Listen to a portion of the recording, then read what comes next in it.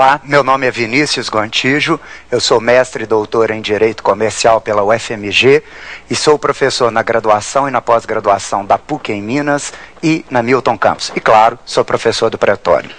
Nosso tema do curso é o Direito Empresarial e na última aula nós tratamos do nome empresarial, da identificação do empresário, a marca, a colidência entre marcas e nomes. Nesta aula, nós também abordaremos um dos temas mais buscados dentro da doutrina e dentro da jurisprudência, a teoria da preservação da empresa, mas sobre uma ótica diferente, a teoria da preservação da empresa na falência. E, claro, você já sabe o nosso e-mail, é saberdireito@stf.jus.br. Bem, nós temos uma pergunta que uma telespectadora vai formular para nós. Vamos vê-la. Gostaria de saber se o Estado preserva as empresas que atuam no país. Vejam, esta é uma preocupação que todos devemos ter. A primeira coisa que a gente tem que saber é que, conforme a gente já pôde examinar na primeira aula de que tratamos, eu não posso confundir empresa e empresário. A empresa e o empresário são institutos completamente distintos. O empresário é a pessoa natural ou jurídica que atua de maneira profissional, numa atividade econômica organizada, para a produção ou circulação de bens ou de serviços que não sejam de natureza intelectual. A empresa é outra coisa. A empresa é a atividade do empresário. E o que nós vamos examinar é exatamente a preservação desta atividade. É ela que é relevante para nós. Nós temos, por exemplo, a Cida. A Cida, que é uma estudante e desempenha uma atividade, o estudo. Onde? Na escola. O empresário é a pessoa que desempenha uma atividade. Qual? A atividade chamada empresa. Aonde? No estabelecimento empresarial.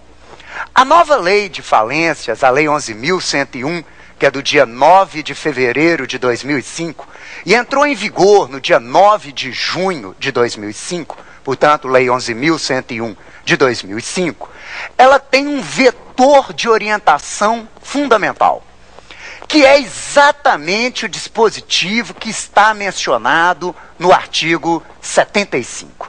Ouçam este artigo.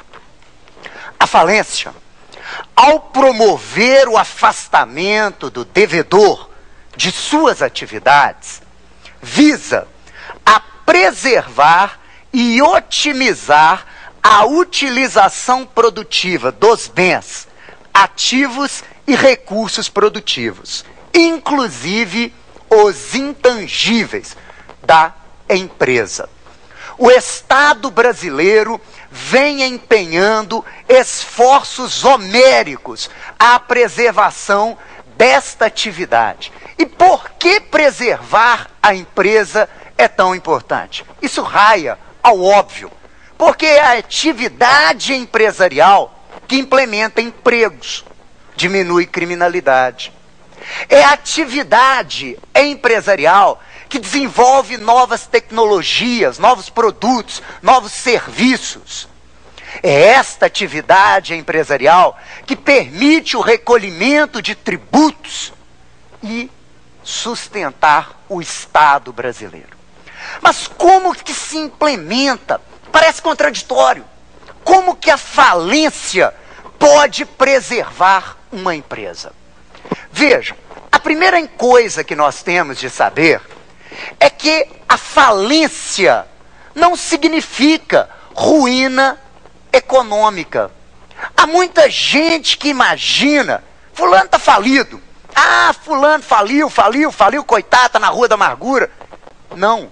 A falência na acepção técnica não é ruína econômica, é ruína jurídica.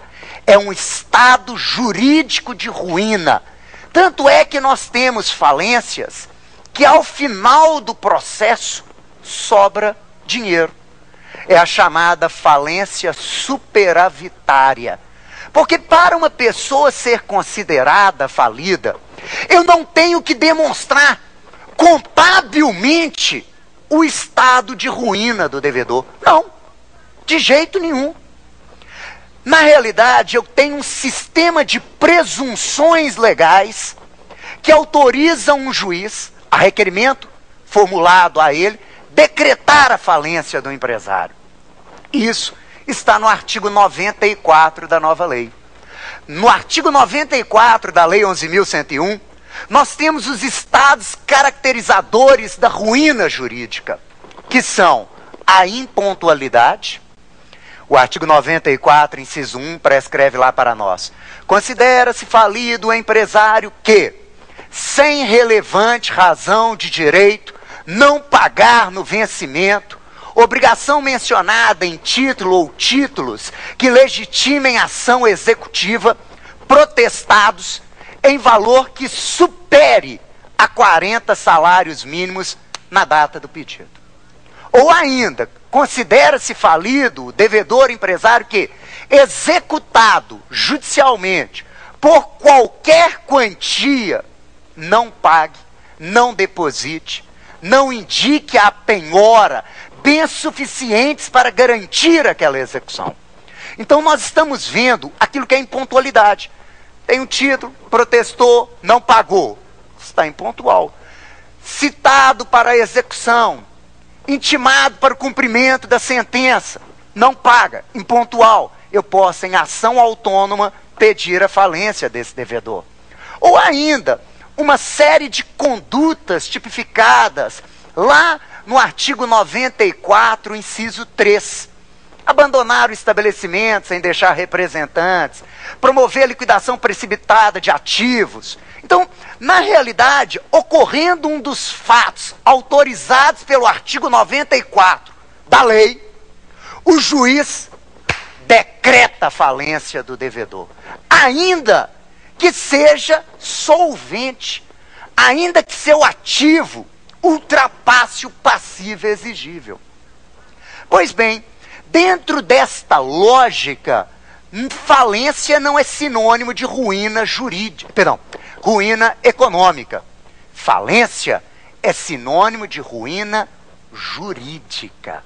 Condutas, atos que atraem como, entre aspas, sanção a decretação da falência do devedor. Pois bem, mas como é que nós podemos preservar a falência? A primeira coisa que nós precisamos saber é que falência também, ela é tanto direito material, direito substantivo, quanto direito processual.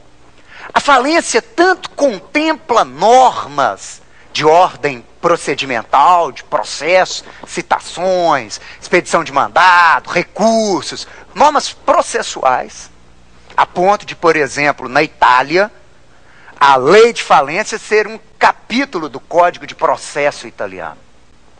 Mas a falência não é só processo. Ela compreende também normas de direito material, normas de direito substantivo. Por isso, a maioria dos países do mundo, dentre os quais o Brasil, opta por ter uma lei específica para a falência, tratando tanto das questões procedimentais, processuais, quanto das questões materiais.